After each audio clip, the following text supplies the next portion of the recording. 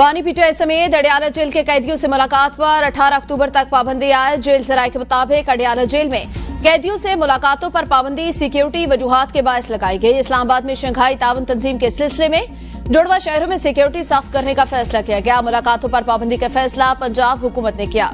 Adiala jail में मुलाकातों पर पाबंदी का इतलाक आम कैदियों पर भी होगा।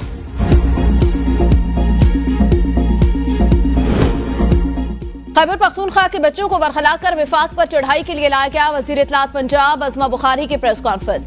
कहा 12 साल से केपी के वसाइल सिर्फ विफाक पर चढ़ाई के लिए इस्तेमाल किए जा रहे हैं।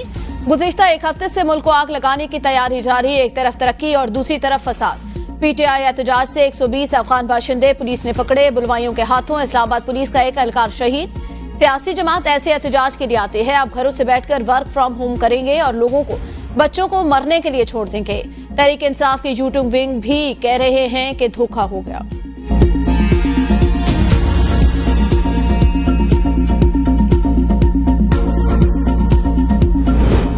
अली अमीन गंडापुर ने बुज़दिली का मुजाहरा करके पख्तून रिवायात की नफी की। लोगों को यहां लाकर खुद रुपोश हो गया।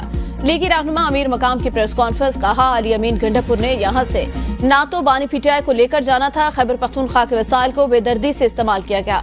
एहतजाज की आड़ में लोगों का कारोबार जिंदगी मफलूज कर दिया। अली अमीन गंडापुर बातें तो बड़ी बड़ी करते हैं मगर बुज़दिल निकले।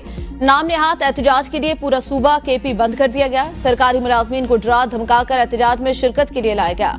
वज़ीर आला खैबर पख्तूनख्वा लोगों को अकेले छोड़कर भाग गए। एहतजाज करने वालों ने 9 मई जैसा मंसूबा बना रखा था। ये मुसल्लह लोग एहतजाज की आड़ में लाशें चाहते हैं। अली अमीन गंडापुर की अधेर नगरी नहीं चलेगी। कराची एयरपोर्ट के करीब धमाका। 2 चीनी इंजीनियर समेत 3 अफराद हलाक, 17 जख्मी। धमाके के बाद गाड़ियों में आग लग गई। 3 गाड़ियां और 4 मोटरसाइकिलें तबाह हो गई। रेंजर्स और पुलिस ने इलाके को घेरे में ले लिया। फायर ब्रिगेड ने गाड़ियों में लगी आग पर काबू पा लिया। जाए वकुआ से शवाहिद इकट्ठे कर लिए गए। दहशतगर्दों ने चीनी वफ्द को निशाना बनाया। धमाके में 70 से 80 किलोग्राम बारूदी मवाद इस्तेमाल किया गया। वजीर आला सिंध सैयद मुराद अली शाह का वजीर दाखिला और आईजी से टेलीफोनिक राब्ता। धमाके की रिपोर्ट तलब कर ली। वजीर दाखिला सिंध ज़ियाउल हसन लंचार कहते हैं कोई मखसूस थ्रेट अलर्ट नहीं था, ये सरप्राइज था।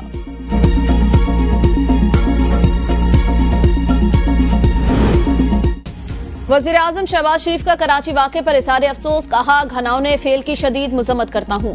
वाक़े के जिम्मेदार पाकिस्तानी नहीं बल्कि पाकिस्तान के खुले दुश्मन।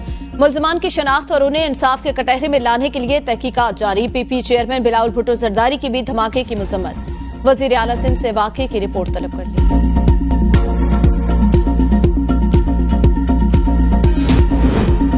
फलस्तीनी अवाम से इज़हार यकजहती के लिए ऑल पार्टीज कॉन्फ्रेंस आज दोपहर 3 बजे ऐवान सदर इस्लामाबाद में होगी।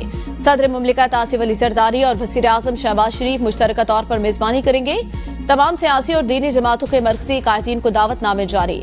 मौलाना फजलुर रहमान, अमीर जमात इस्लामी, हाफिज नईमुर रहमान समेत तमाम सियासी जमातों के सरबराहान कॉन्फ्रेंस में शरीक। कॉन्फ्रेंस के अख्ताम पर मुशरिका और मुतफिका एलामिया जारी किया जाएगा। एपीसी के अहम फैसलों बारे प्रेस कॉन्फ्रेंस भी होगी। वज़ीर आज़म का अपने पैगाम में कहना था। वज़ीर आज़म शहबाज शरीफ का यौम यकजहती फ़लस्तीन के मौका पर पैगाम। मुझ समेत आज पूरी कौम अपने निहत्ते फ़लस्तीनी बहन भाइयों के साथ यकजहती का दिन मना रही है। 7 अक्टूबर को फ़लस्तीनियों पर इसराइली जुल्म व बर्बरियत की नई लहर को शुरू हुए पूरा 1 बरस बीत गया।